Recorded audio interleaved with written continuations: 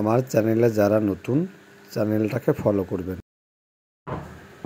দুপুরে খাবার জন্যে আমার এক আপা নিমন্ত্রণ করেছে, কেননা আমি দুদিন থেকে একটা আপার বাড়িতে আছি ডোমকলে।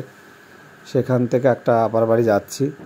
যেতে যেতে রাস্তায় আমার এক খুব খুব কাছের জামাইয়ের বাড়ি পড়ে। আমি এখন যেতে পারি না জামাইয়ের বাড়িটায়,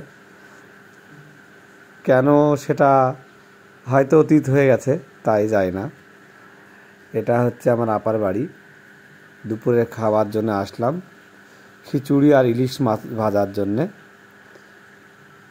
এক কথায় বলা যায় ইলিশের টানে খিচুড়ির সাথে ইলিশ মাছ ভাজা একটু বেশিই ভালো লাগে।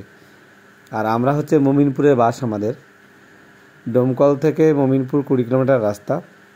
আমরা গ্রামের মানুষ খিচুড়ি খেতে ভালোবাসি। ছোট থেকে দেখেছি যে মেঘ উঠলেই নাকি মমিনপুর লোক খিচুড়ি খায়, সেটা সবাই বলতো। তাই এটা প্রমাণ যে আমার যেখানেই আছে সবাই মমিনপুর লোক খিচুড়ি খায়। খাবারটাও অনেক টেস্টি ছিল।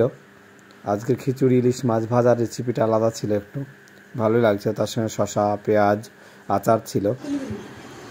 সবাই খেয়ে নিলাম। খাওয়ার পর কিছুক্ষণ পরে কোল্ড ড্রিঙ্কস খেয়েছি আমরা, এবং বিকেলবেলায় অনেকক্ষণ ধরে সবাই মিলে আড্ডা দিয়ে তারপরে বাড়ি এসেছি তালের বড়া খেয়ে। আর একটা আপার বাড়ির হলে কমেন্টস করে জানাবেন এবং মাফ করে দেবেন।